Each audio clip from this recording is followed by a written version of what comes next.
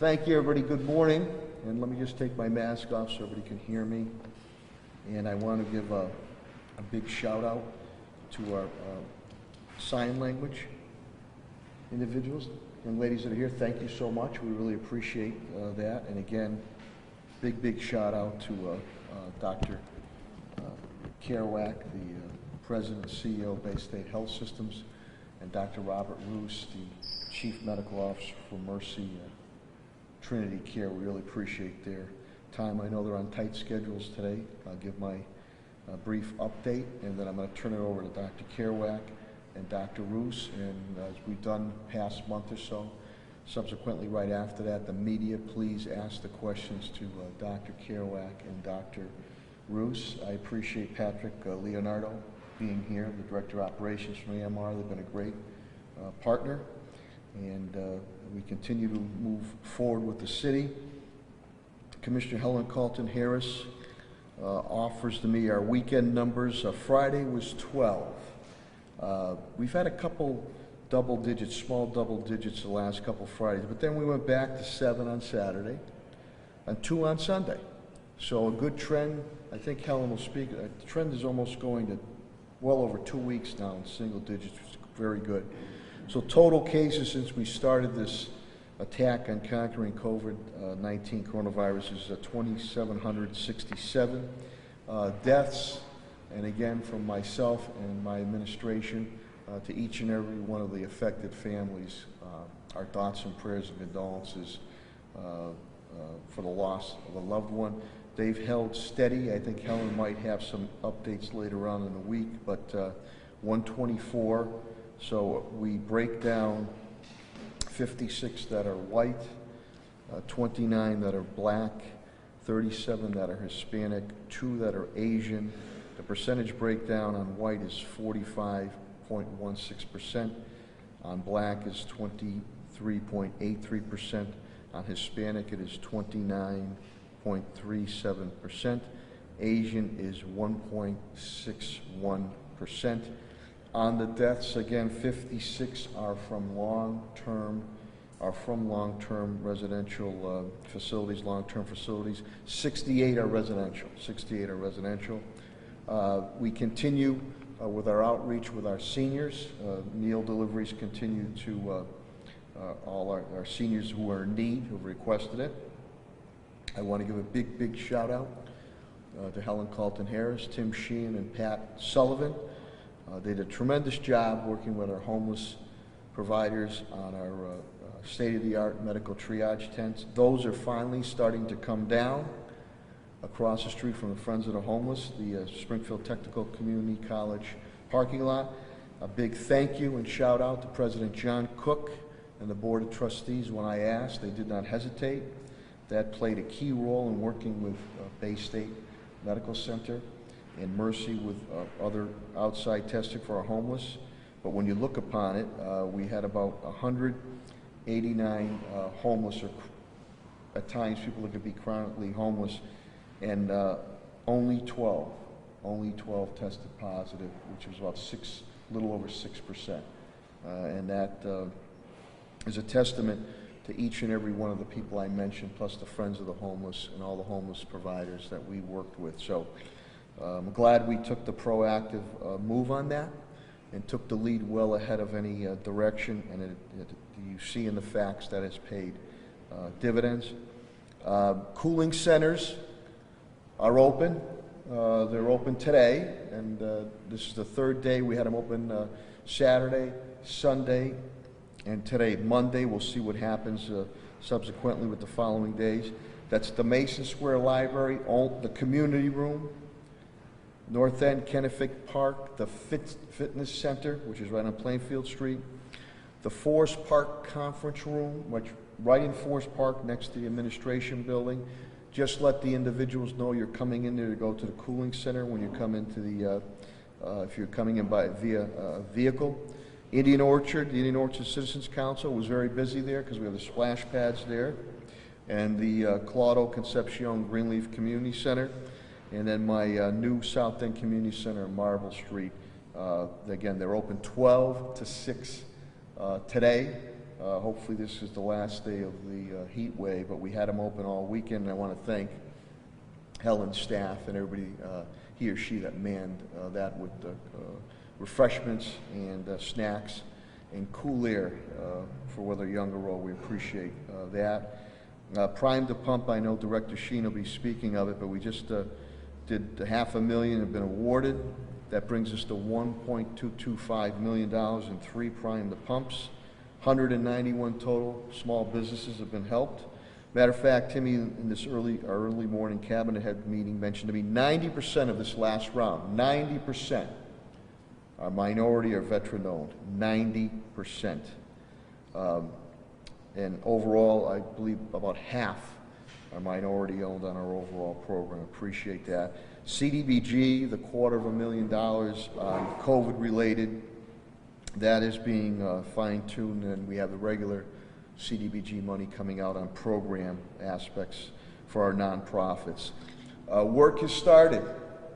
Work has started at 31 Elm Court Square, the market rate housing. Interior work has started, and that is another project people said that would never happen in the city of Springfield, and I'm proud that has happened under my administration with our team.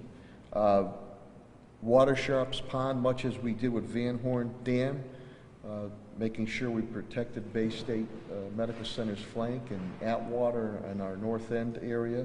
We're moving forward on the Water Sharps Dam Resiliency Project. Park Commission, we voted it through last week, and with Tina Q, Quagliato Sullivan, and Tim Sheen, and the rest of the crew, Pat Sullivan. That's a national grant we received because of the way we've handled natural and man-made disasters. That'll help protect the flank of Six Corners, Maple High, South End, and downtown, but also power electricity solar panels to our new Brookings School in case we ever face another disaster. The Oasis Food Bank continues to serve 3,500 families at Central High School every Friday. I was glad to be able to work with the City Council on the Black Lives Matter initiative, which City Councilor Tracy Whitfield has really carried the water on, and Council President Hurst had sent an email looking for funding assistance, and I contacted Paul Mina, the Executive Director of the United Way, and without hesitation, he set up a fund there. I made my donation the other day as we look forward to that. And then quickly with the cabinet heads, Commissioner Clapper, who will be speaking, indicates 0 down on COVID. That's fantastic. And knock on wood, we did not have a bad weekend. Keep that going. Fire Commissioner B.J. Calvi indicates 0 down on COVID, which is fantastic. They had a tough fire, especially in this weather. Plainfield Street 2 alarm. 2 of our firefighters are hurt. They've subsequently been released, and they're doing okay. Chris Signoli, DPW Director, will be speaking. 0 down on COVID. They're full strength moving forward. Superintendent Dan Warwick, we have now fed 1,736,782 meals, breakfast, lunch, dinner, and snacks to our students and families at 19 different sites. We continue those through the summer. Superintendent Warwick and his team continue to work on 3 re-entry phases for the fall, completely in, hybrid of in and remote, and then of course remote. We're well ahead of the curve, having 17,000 laptops out immediately, a program we worked on earlier. I believe Dr. Caraway will speak a little bit about schools being reopened, and I'm happy he's going to be able to do that.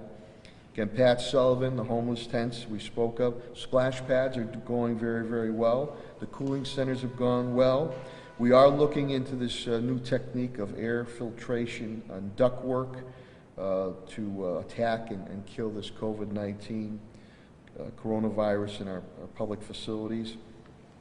Pat is also working with Election Commissioner Gladys Oyola, Health and Human Services Commissioner Helen Carlton Harris, City Solicitor Ed Pacula, because we're still going to try to see if we can get early voting going, which would be at City Hall and the Claudio Concepcion Greenleaf Community Center.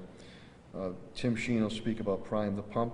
TJ Plant, my CAFO, indicates again, now that we close the books on FY20, 4.9 loss of revenue, 4.9 million.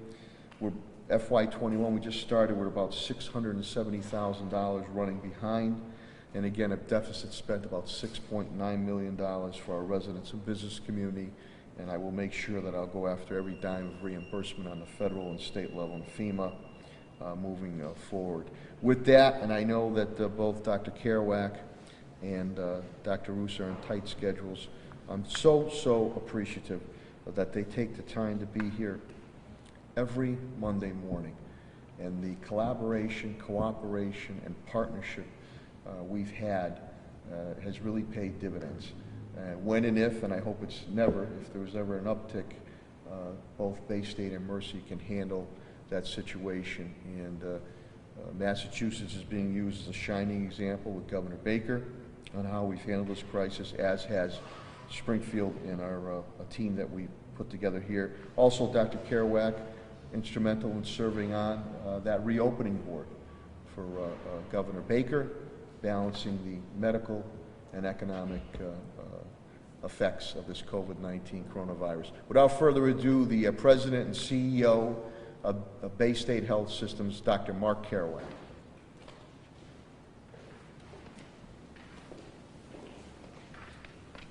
Thank you, Mr. Mayor. Good morning, everybody. Very much appreciate your leadership in holding these conferences and the partnership with Commissioner Carlton Harris and the rest of your senior team. Also appreciate your leadership in getting those cooling centers open.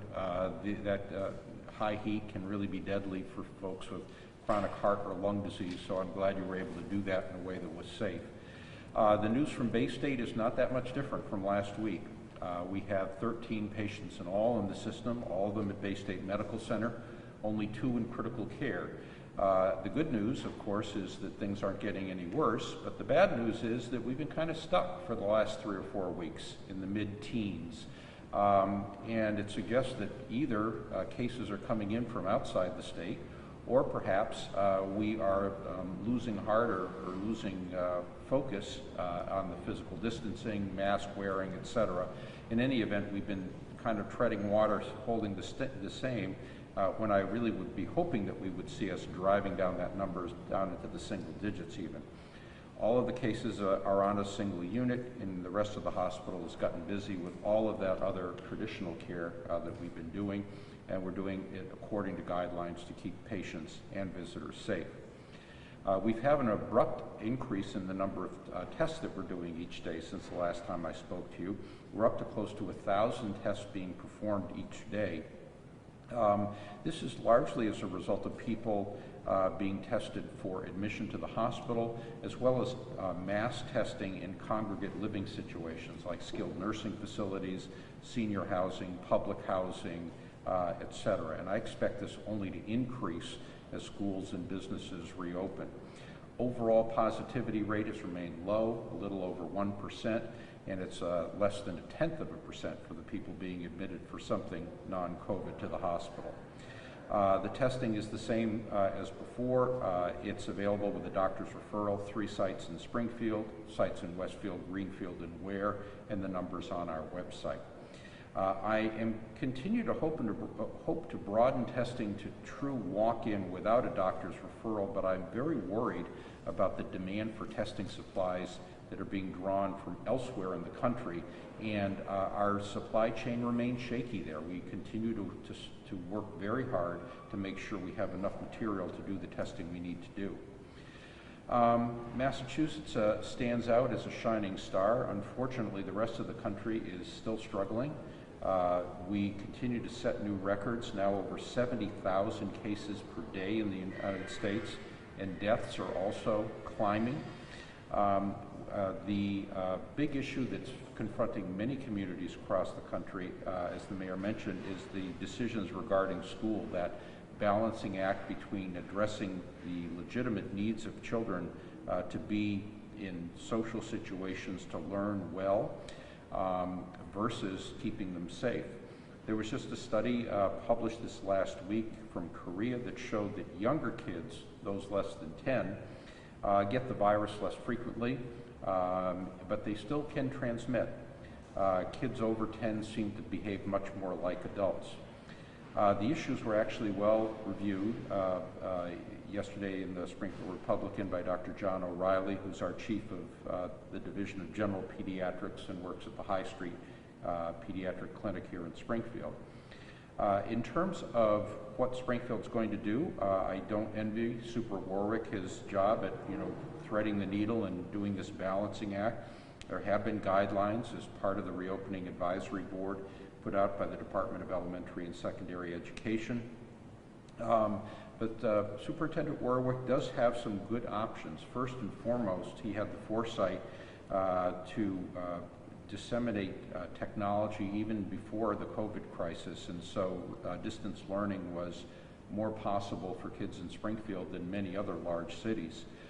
We also are blessed with low virus infection rates here in the city, so he's got a lot of options, and I look forward to seeing his plans. We've had good news on the vaccine front as well, so just for those of you worried that we might be doing this forever, the chances are probably not. There are a number of different vaccine candidates, over 150, and about 10 of them have begun entering into human trials.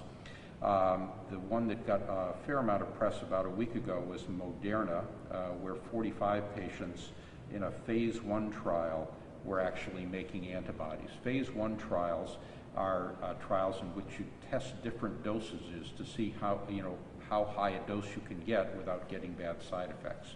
You then typically go to phase 2 to see if you're actually getting an effect at a dose that's tolerated. That usually involves several hundred people. And then phase 3, you typically move to thousands and thousands of people so you can find that rare bird side effect, because the vaccine has got to be not only effective but safe. The good news on the Moderna trial is that even in phase 1, on that dose range trial, they were able to show that the people who got the vaccine formed an antibody that blocked the virus from infecting cells, which is a big deal. It means it's likely to be effective. But it's still early. A lot of things could happen. It could be that there will be side effects of this virus, but in any event, there's a lot going on here, and many people are optimistic that early next year we actually will be able to start vaccinating people. Also on the good news front, Springfield historically has got a very good track record of vaccine acceptance. The vaccine rates for entering school children in Springfield is quite good. And there seems to be relatively little of that anti-vax movement going on here in the city, and that is a source of optimism. Another related issue, we are lobbying very hard at the State House for the ability to continue telehealth or telemedicine visits. Back when we were really shut down for elective cases, up to 60% of the care going on in the ambulatory arena was either by a video platform or over the phone. Even now that things are reopened, that's down to about 30%. Roughly 1,500 visits per week are done remotely or virtually in our 90 practices. And we would like to see that continue because we think it's good for patient adherence. Patients seem to like it a lot, and our doctors, as a result of having to learn it, have accepted it quite much more quickly, I guess, than they otherwise would have. Outside of Massachusetts, unfortunately, state and federal leaders are continuing to give mixed messages and flat-out wrong messages, and that is really causing us to lose the battle as a country. But I have never been more grateful to be in Massachusetts because of the leadership of our governor, our delegation, and our mayor, who continue to set a good example and follow scientific evidence in terms of their recommendations. So the key messages for right now, things are going in the wrong direction in the rest of the country, but we're holding our own here in Massachusetts. I think we can do better on masks. We could probably drive those numbers still lower. And my hope is that we'll continue to commit to the guidelines, which is a good way to show respect for the people around you. And it's even more important as we ease back into doing more and more things that we used to like to do, that we continue to follow the discipline around masking, distancing, hand washing, and disinfection. So again, appreciate the opportunity, Mr. Mayor, and hand it over to Dr. Roos, I guess. Thank you, Dr. Caraway. And now the Chief Medical Officer of Mercy, Attorney Dr. Robert Roos. Doctor?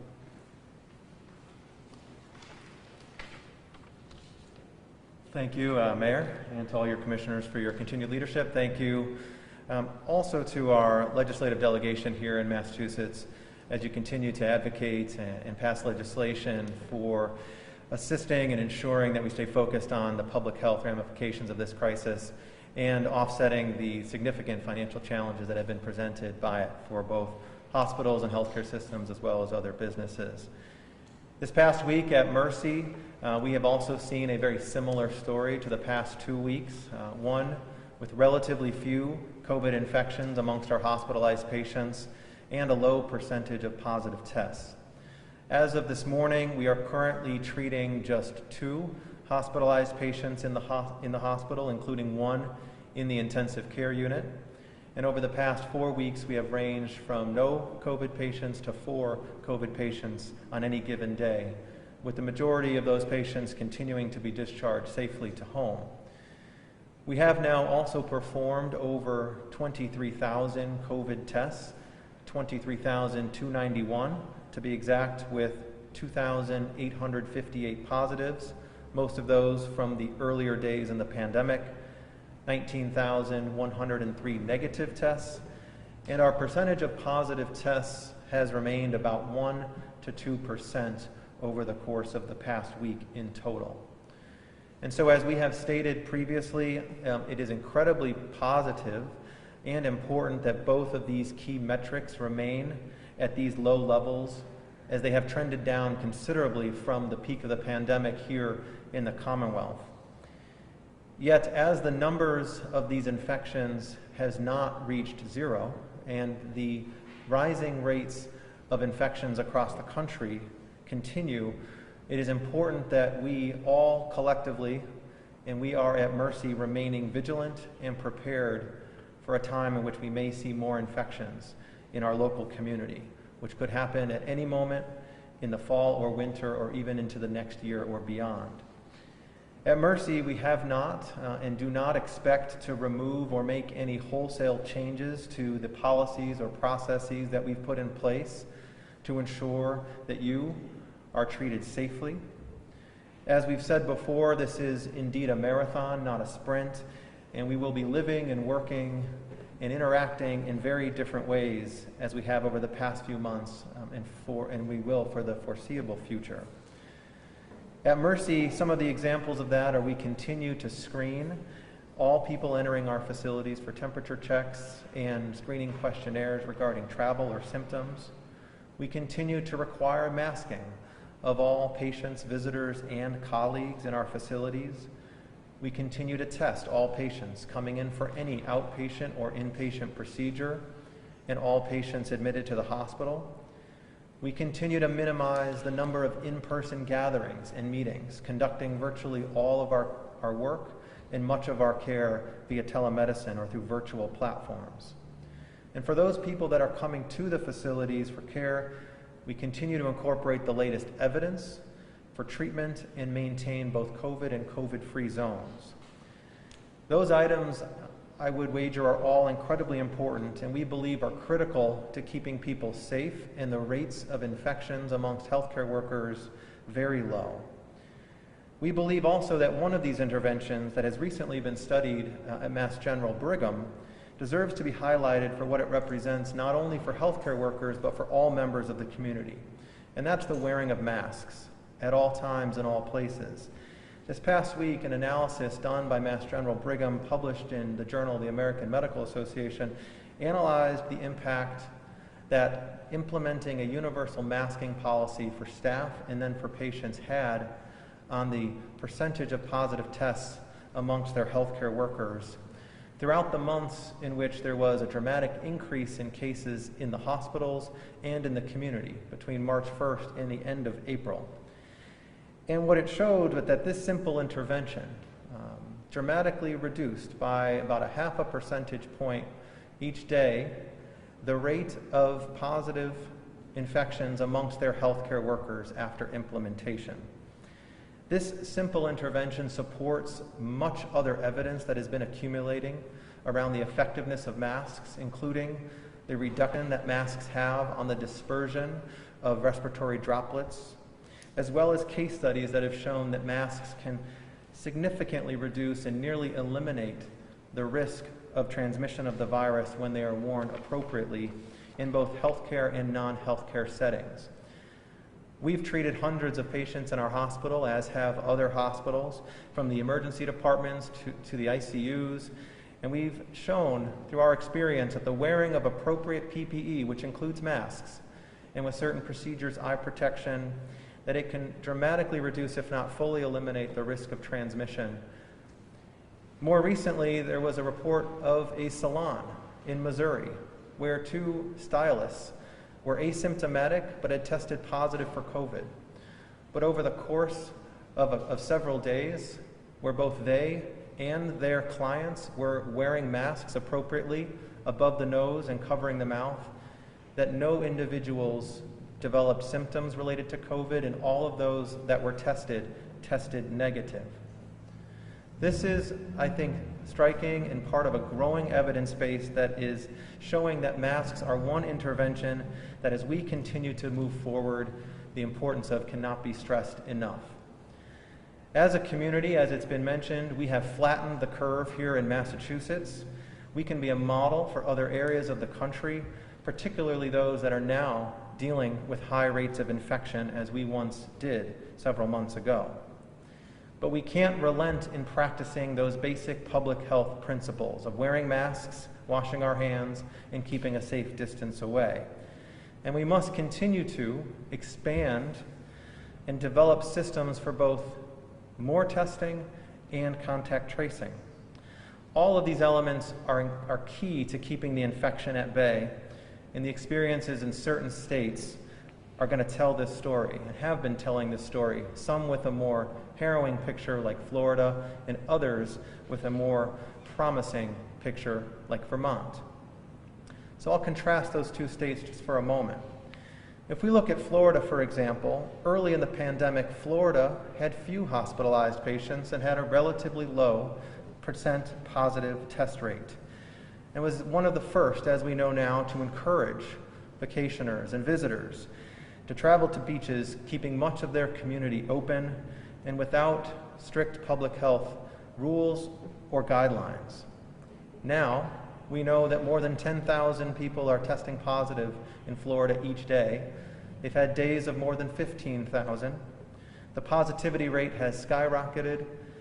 ICUs are full, and conversations are occurring about closing down and restricting access to businesses.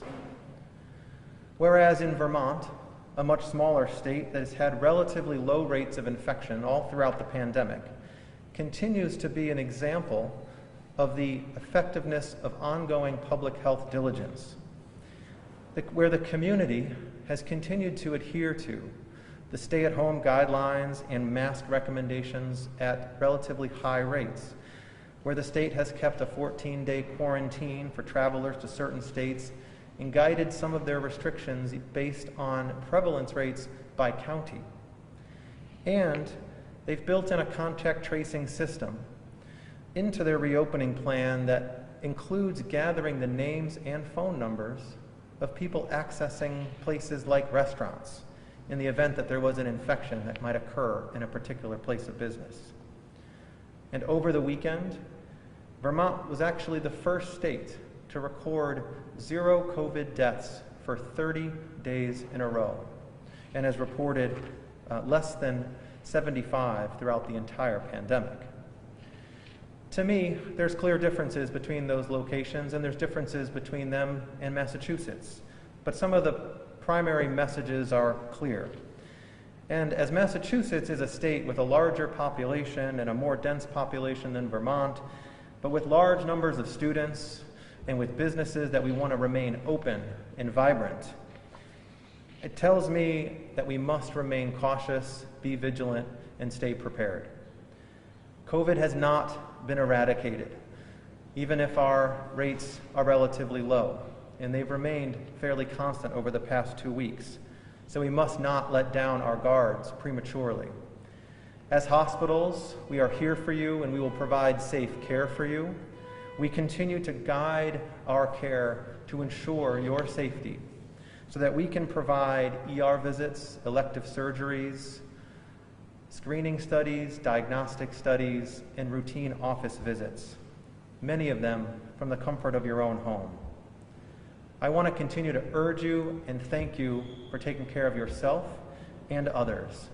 So please, as we continue to move through this slow COVID phase, wear a mask, sanitize your hands, practice safe physical distancing for all of our collective health, our livelihoods, and our community. Thank you. Thank you, Dr. Luce. Dr. Caraway, we'll now take, Dr. Caraway, Dr. Luce will take any questions that the media has, and then they can go on about their days. So, we'll open up to any questions at all? Doctors, we're starting to see here again that there's like a slowdown and turnaround of testing. I know both of your hospitals have some internal capacity for testing. I'm just curious if there's been any concern about the turnaround of testing in either of your health systems. Yep, we have not seen turnaround decline. We're using we're actually using 3 different vendors. Each of those vendors, though, we've had to twist their arms to make sure we get adequate supplies because others in other parts of the country are requesting them as well. And so there is a state against state competition for testing supplies, which really creates a lot of frustration because we don't have a national testing strategy and not a coherent way of allocating resources. Which your actual turnaround time? Our turnarounds have been fine, less than a day. I mean, it's either same day or next day. And we have one that's just a few hours for people coming in with suspected symptoms.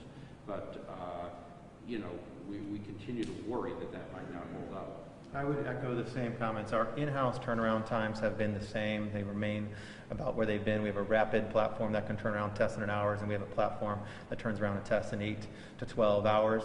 The concern is for the first time since the beginning of the pandemic, really, in our case, we use an Abbott platform, and this weekend was the first time we've seen challenges in getting that reagent, such that it started to put limits on how many we could do per day, and it's exactly due to that level of competition between states and access locally to reagents for that test. So it is something that we're addressing through our hospital as well as nationally through Trinity Health to ensure that our ministries have the resources that we need. The turnaround has been fantastic here. I ran into a young lady at Mount Carmel Church yesterday, Tennessee. She came 14 days. 14 days with results. So they've done, Baystate University done a tremendous job.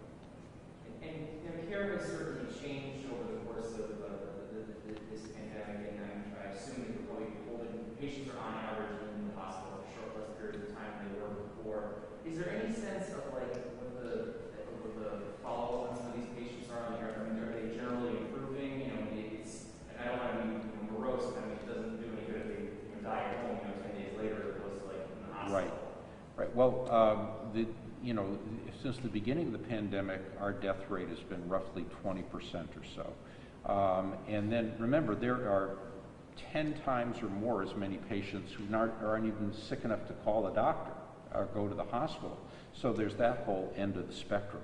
I think in between, though, we need to be aware of the fact that there are many patients who have prolonged, possibly permanent damage to their lungs, sometimes to their kidneys, sometimes to their brain. You look at these folks that have been in the hospital for weeks and weeks and weeks. They've got a long road back, and it's not clear yet as to whether or not they're going to fully recover or be left with some kind of lingering problems with those organs. Is there any sense of, and again, I know it's early in the course of this disease, that the people who have shorter stays have better outcomes overall in terms of their stays? Yes, in general, yeah, they're healthier, and you know, you know, even you talk to some of, well, I was reading Eduardo Rodriguez, the pitcher for the Red Sox, basically had a rougher case of COVID and still doesn't feel like he's totally back to where he should have been before, and there's a very healthy guy. And Dr. Bush, you mentioned talking about the study in terms of masks and so forth. Is the general sense is that this is, you know, very helpful indoors, because we're seeing some states, and New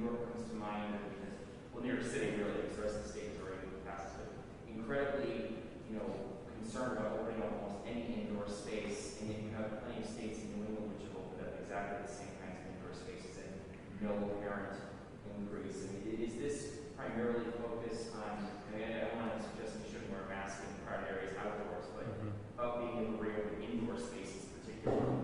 I think it's incredibly important. I mean, this particular study was looking specifically at healthcare workers, but there have been other studies that have shown case examples of the effectiveness of masks, and there have been studies that look at the types of masks and how it reduces the distance that certain particles can be expelled and what that might hold for risks of individuals who could be inhaling those particles.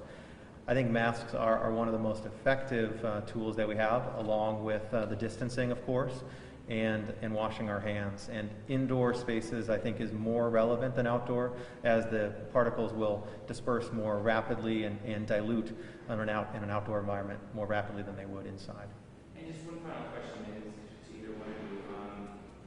You look at some states, in some states that took the pandemic more seriously, opened at roughly the same pace that we did, and yet still had this kind of explosion in cases.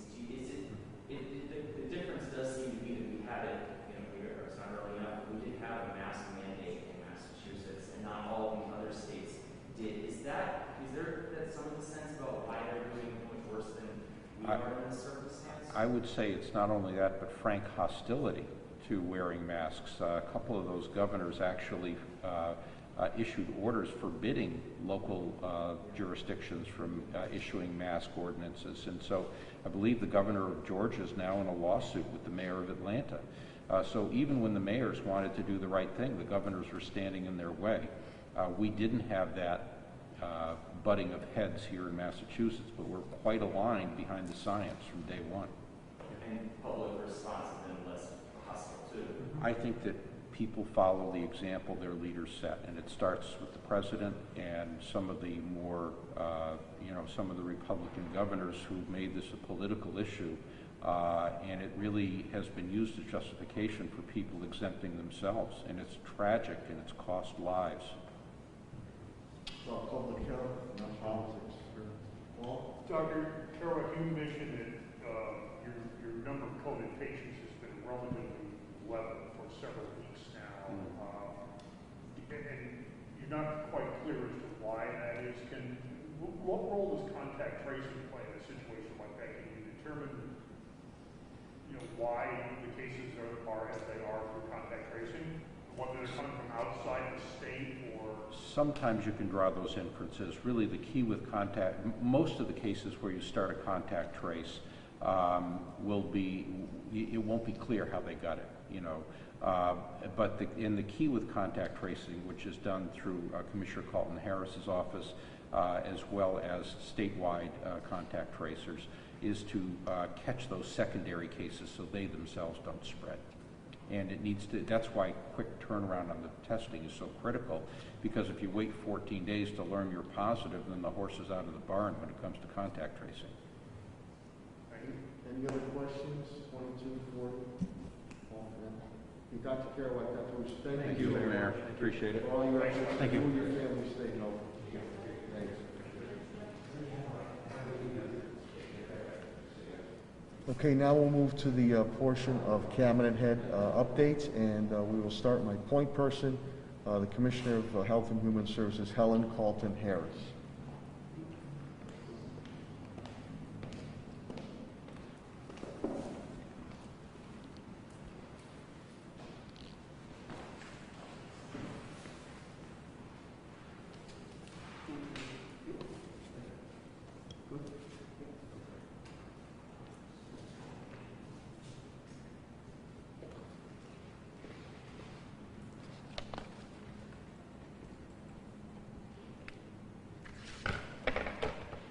Good morning. Thank you, Mayor, again for your leadership and for your support. I'm just going to repeat a few of the numbers that the Mayor has already given us. The confirmed cases in the Commonwealth of Massachusetts is 106,882. In Hampden County, it's 7,140. In the city of Springfield, 2,767. What I think is important for us to remember is that that 207,667 is the confirmed cases. You will see on the website for the state there are probable cases. Probable cases are 6,652, and of those, 218 resulted in deaths. Now remember that probable cases are a positive serology or antibodies, and in addition, symptoms, not necessarily those that have had a positive test. And so those are the probable case numbers that we do not reflect at this time on our website. Imported cases. Imported cases are cases that come from other cities and towns and potentially hotspots.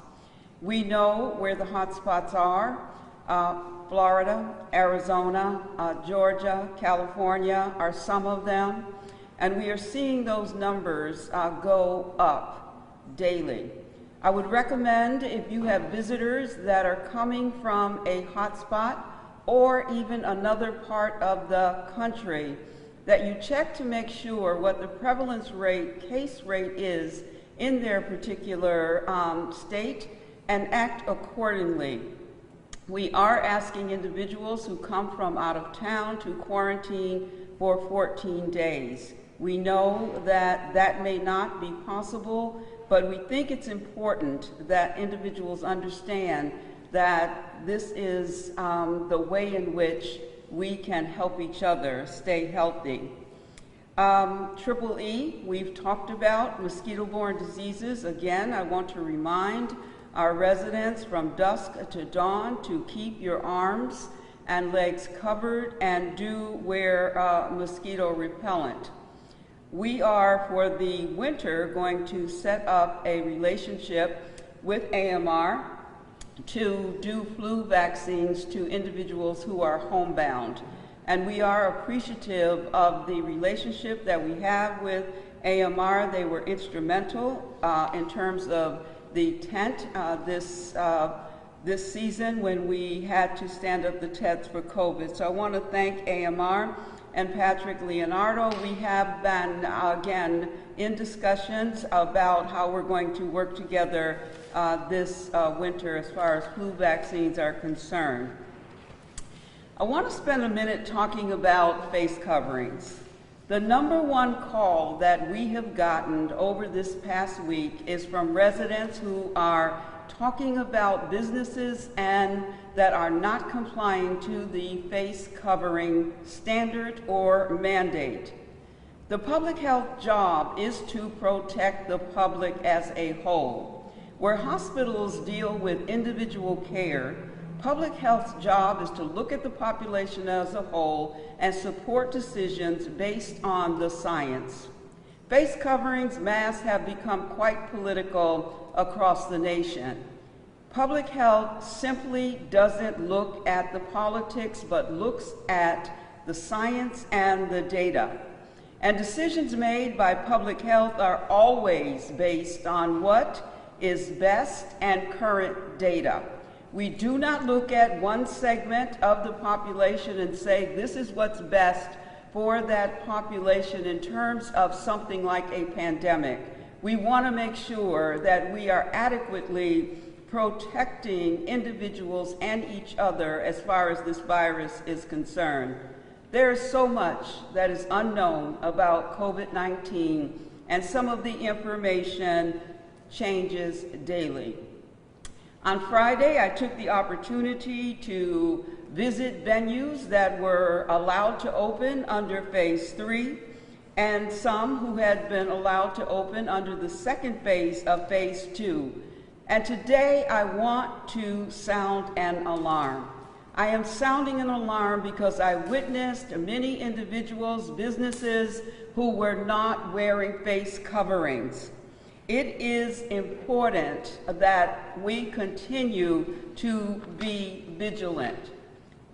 Over 70 calls came into the Department of Health and Human Services concerned about businesses who are not adhering to the standards. This virus is not a sprint, it is a marathon. We are doing well, but that could very easily change. So if you enjoy going to your gyms, your museums, your cultural and historical venues, casinos, retail stores, indoor dining on some level, let me say to you that if we go back in phases, those will be the first to be shuttered. And so what's going on in terms of not adhering to standards could easily result in us going back, and we don't want to do that. So I'm asking one more time, you hear it from everyone who stands at this podium around face coverings. Everyone talks to you about social distancing. Everyone talks to you about hand hygiene. And so I want to have us again understand the critical importance of this. We're doing well, but there are states around us that we're starting to see increases, and we do not want to have to see those increases in the Commonwealth of Massachusetts. Please, if you care about your family, if you care about your community, if you care about yourself, please use face coverings. To stay on track as a state, it's going to take the individual, you. It's going to take the government, that is us. It's going to take employees, employers, public health and healthcare systems working together. There's a short poem that I wrote that speaks to me when I think about these types of moments. There are people who are known to us by name. There are people who have achieved wealth and fame. But health is the gift that money can't buy. Health is a gift, unwrap it. And how do we unwrap our health in the time of COVID-19? Wear a face covering, wear a mask, social distance, hand hygiene. We are at a critical point. We are at a crossroads, and how our future moves forward in the Commonwealth of Massachusetts is going to depend on what each and every one of us do. We have the power. Nobody can take the power from you when we ask you to cover your faces. That is your power to keep yourself healthy and your family healthy. Again, I spent Friday and Saturday going to venues across the city of Springfield, some of which I was happy, I was pleased, and I applaud. Others act as if this virus is still not prevalent and still not something we should be concerned about. And I'm going to once again tell you that it's critical that we save lives. We have lost in the city of Springfield to date 124 individuals. We don't want to see that number in the city and in the nation continue to increase the way it is. So please follow the standards, follow the guidance, do your job. You have the power. Thank you. Thank you, Commissioner Carlton. And please heed her advice. We'll now go to the public safety component of this press conference, and I will bring up the Police Commissioner of the City of Springfield, Cheryl Clapton.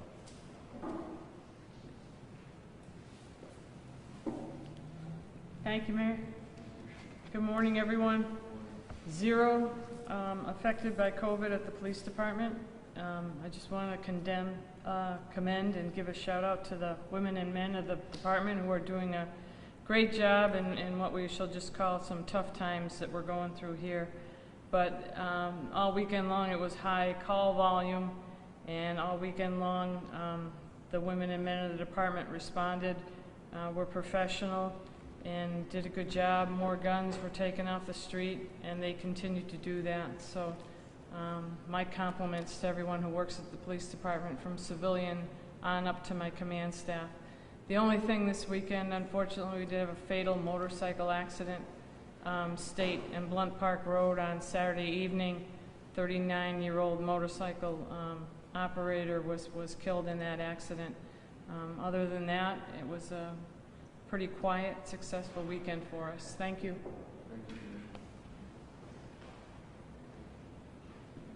Thank you, Commissioner Clapper. We like when it's a quiet weekend or quiet day or night.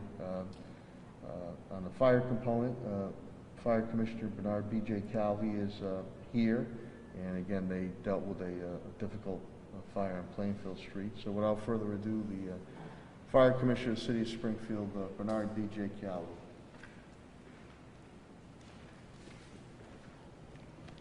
Good morning, everybody. Thank you, Mayor. Currently, we have no members of the Springfield Fire Department out with COVID or COVID-related symptoms, which is a positive. We've been able to keep everyone healthy and safe over this pandemic, so I'm very thankful for that. I'd like to thank all the members of the Springfield Fire Department, my command staff, the rank and file members for the outstanding job they've been doing during these difficult times. In the past 5 weeks, we've had 4 multi-alarm fires. Everyone has done a tremendous job. We've been able to have minimal injuries at those fires. We had a 2-alarm fire on Saturday night on Plainfield Street. We had 2 firefighters with minor injuries. Thankfully, they were treated and released from the hospital, so everyone is doing well there. Just everyone needs, please be careful with this high heat. Heat stroke is a true medical emergency. So if you stop sweating and become nauseous, those are true medical emergencies. Please call 911 if that happens. Also, in these high heat conditions, please be careful with extension cords, running fans, air conditioning, refrigerators on extension cords if you're trying to move them outside thinking you're going to keep things cool. That can place an undue load on the extension cord and cause a fire, so everybody please be careful. Thank you very much. Thank you, Commissioner Calvi. Thank you, Commissioner Calvi. Now we'll go to a street component, DPW Director Chris Signoli, and again, services continue to move forward. So without further ado, the Director of Public Works, Chris Signoli.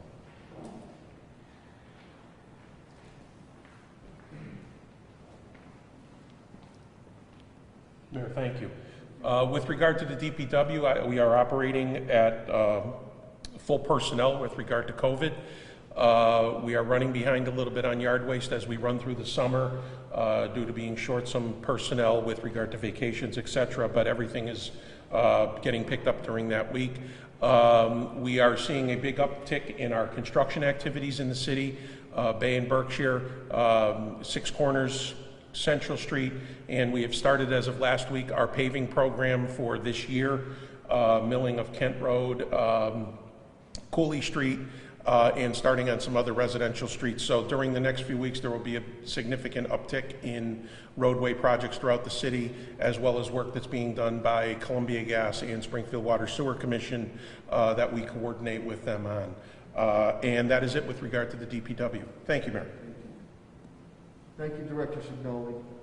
And now on the economic development front, and Director Tim Sheen and team have done a great job. And so I always say Springfield's in the business of doing business. And without further ado, the Chief Development Officer of the City of Springfield, Tim Sheen.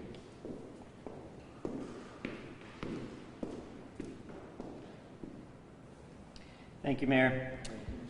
As the Mayor said, last Thursday we finished up with round 3 of Prime the Pump.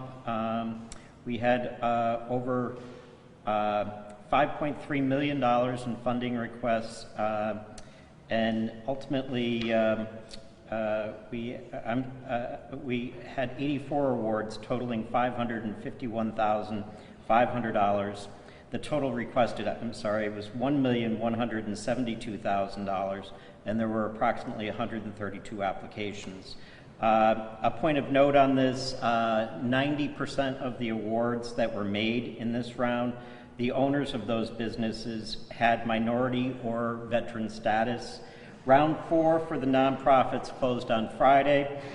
We have 38 applications submitted totaling $820,000. We are in the process of scoring those applications, and we should be able to announce those awards by the end of the week. We have approximately $250,000 to award in that round. To date, we have had $5.3 million in funding requests across the rounds, and the program will ultimately award $1.5 million in assistance and retain hundreds of Springfield-based jobs. Thank you, Mayor. Thank you. Thank you, Director Sheehan. That's on top of the $2 million in working with Congressman Neal, Chairman Neal Ritchie, to help out our residents pay their mortgages, their rents, and utilities. Again, the conduit we've used is through Wayfinders and Peter Gagliardi and the new executive director that has subsequently taking over on that. So on the legal front, Solicitor Pakula, again, status quo, a routine update on that. So with that, I will open it up to questions pertaining to my cabinet heads and or myself. And again, I'm deeply, Eddie, you all set, Eddie? Okay. I'm deeply appreciative of the media, TV media, radio media, print media, getting out this information. It's so extremely important, and as Commissioner Helen Carlton Harris has indicated, and Dr. Caraway and Dr. Roos, we have to stay ever vigilant. We cannot rest on our laurels. We're doing, knock on wood, we're doing well here in Massachusetts and the city of Springfield, but we can't let our guard down, and we need to follow through on the public health measures so we can start to move toward the second phase of phase 3, and then hopefully a vaccine is developed and we can finally get to a phase 4 and normalcy, not the new normalcy we're under right now. So with that, we'll take any questions of my cabinet heads or myself. Paul? I've got a question for Timmy? Commissioner Carlton Harris. Oh, Helen? Okay. Yeah, Helen, sorry. How are you today? I'm very well, thank you. Thank you. Thank you. Trying to stay healthy. Well, I can see that. That's why I needed to comment, because I could tell you're working on it. Thank All you. right. How can I help you? On the mask issue, can you find anybody because of not complying with the mask requirements? We have not fined anyone. As you know, in our order, we do have the ability to fine up to $300. I believe what my staff certainly has tried to do is to talk to people about the importance of wearing face covering. So we have not fined anyone. Where I found the most challenges was when I went into the small convenience stores and just smaller places, and so my staff is working with those venues to try and do the education first. We certainly have the ability to do fines, but that's not where we'd like to be as a city. We'd really like people to comply. And is this a case where employees are not wearing masks, or customers are not wearing masks, or both? Both. Do they put signs up at all that say masks are required? I have witnessed signage, and I've witnessed signs being ignored, and I've witnessed businesses allowing individuals to come into businesses without face coverings, and so it is both. Obviously, you're getting the word out here. Is there anything else you intend to do to try to emphasize the importance of wearing masks? As we heard Dr. Roos say, there's been these studies that seem to indicate that the universal mask wearing would go a long, long way towards stopping the spread. That, I believe, is one of our failures as a nation at the federal level. I do believe a nationwide face covering and mask mandate would go a long way to stemming the virus, the spreading of the virus, the community spread of the virus. However, that has not happened. It has turned into something that's highly political, and that really is not good public health. Thank you. Helen, just to follow up on that, you mentioned before that you've gotten like 70 or so calls on this. Is that the optimal way that the public can interface with your office or seek enforcement in this way? And if not, is there a better way that they could try So the complaints came in 2 ways. Some I got personally, those individuals who specifically had to complain about gyms that have been open. That is something that we've seen calls on, and so they come through the main line of the department. In addition, they come through the hotline, and then there are complaints, concerns that are given directly to me. And, you know, when we've seen, you know, as you mentioned, the hostility that's been developed as a result of this becoming a political issue, and certainly there are business owners that want to do the right thing, but are often caught with the, you know, state of enforcing this, for lack of a restriction. I mean, there was a circumstance a few weeks ago in Northampton that Harold's Ice Cream, you know, with people flipping out over this. Is there any guidance or any recommendations for your office or other city offices are offering some of these businesses about how to deal with people that, you know, aren't complying with that restriction?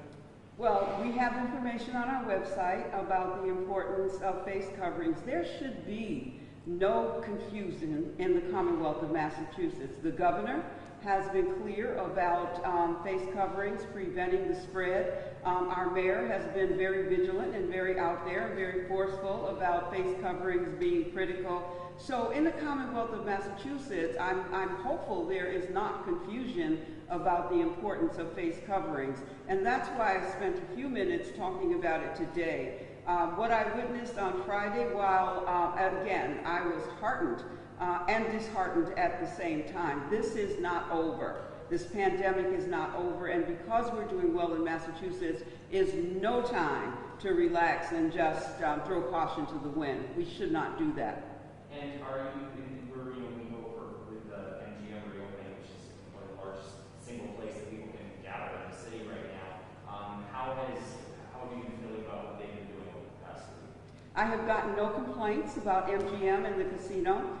As you're aware, I did go on a tour of MGM and looking at the changes that they made with the administration, with the mayor and team. And so I was very comfortable with the changes that they made, and I felt very good about the fact that they had taken the opportunity to try and keep their guests as safe as possible. But I have not received one complaint about the operations at MGM. Just one quick follow-up question. The 70 calls, you said you got approximately 70. Over what period of time is that? Is that since we started phase 3 or? Those 70 calls came at the end of phase 2 of phase 2, and then phase 3, which is in its first step right now. So approximately the last 3 weeks then? That would be correct. Thank you. Any other questions or comments? Okay, hearing none. Again, I'm very thankful to the media for getting word out, and so very, very thankful to the residents and the business community of the city of Springfield. You have been very cooperative. You've been very resilient in working together in protection of not only yourselves but others, and I deeply appreciate that, as do my cabinet heads down to rank and file. And speaking of cabinet heads and rank and file, I want to give them a big shout out too, because they've been going day in and day out, and we continue to provide city services, and we are basing our decisions on public health, science, and medical aspects. So Massachusetts, I believe, ranks number 1 as far as being the most friendliest state as far as using its masks. I think we rank number 1 overall, or close to number 1, in how we've handled this pandemic. And so in tune does Springfield on it, but we're not through it yet. We're in a new normalcy. So as Commissioner Helen Carlton Harris has indicated, and Dr. Caraway and Dr. Ruse, you got to wear those masks. Please wear those masks. Not only for protect yourself, but for others that are around you, family members. Wash your hands. Wash your hands. Again, practice the physical, I don't say social distance, physical distancing. And if you don't feel good, stay home. And then we will, as I've said before, we will defeat this COVID-19 and coronavirus. And when we do, it's because of each and every one of you, watching, listening, or reading. So again, I appreciate all your efforts, and if something else should arise, we make daily updates on our websites. And if I don't see you before then, we will see you next Monday at 10:15. Good health and Godspeed. Thank you very much. Thank you, Mayor.